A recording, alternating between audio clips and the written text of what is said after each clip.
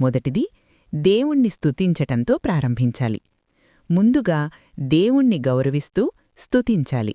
ఉదాహరణ: ప్రభువా, నీవు మహోన్నతుడవు, కృపాకరుడవు, నా జీవితమిచ్చినందుకు నీకు స్తోత్రములు. 2, కృతజ్ఞతలు చెప్పాలి. దేవుడిచ్చిన దీవెనలకు ధన్యవాదాలు చెప్పాలి.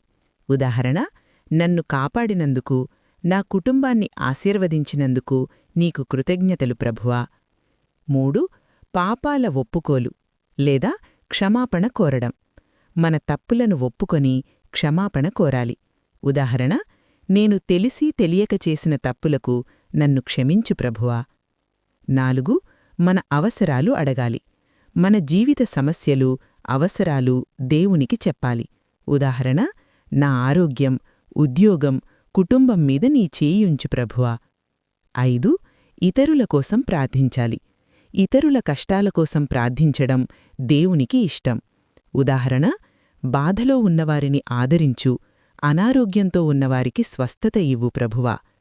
చివరగా యేసునామంలో ముగించాలి.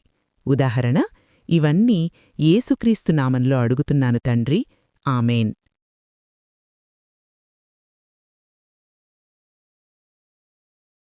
ప్రభువా, ఈ సమాజంలో నేను ఎదుర్కొంటున్న నిందలు, అవమానాలు నీవు తెలుసుకున్నవే. నా హృదయాన్ని బలపరచుము, నా మనస్సుకు శాంతిని దయచేయుము. నన్ను నిందల నుండి విడుదల చేయుము. అవమానాల మధ్యలోనూ నీ కృపతో నన్ను నిలబెట్టుము. నాపై అన్యాయం చేసిన వారిని క్షమించే హృదయం నాకు దయచేయుము. నా కన్నీళ్లను ఆనందంగా మార్చుము. నీ న్యాయం, నీ సమయమే శ్రేష్టమని నమ్ముతున్నాను ప్రభువా. నీవే నా ఆశ, నీవే నా రక్షణ. నా జీవితమంతా నీ మహిమకే అర్పిస్తున్నాను. ఆమేన్.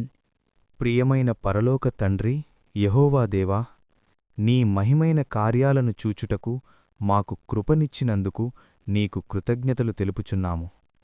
నీ శక్తి గొప్పది, నీ కార్యాలు ఆశ్చర్యకరమైనవి అని మేము ఒప్పుకొనుచున్నాము. ప్రభువా, మా జీవితాల్లో నీవు చేసిన మేలును గుర్తించే హృదయాన్ని మాకివ్వుము.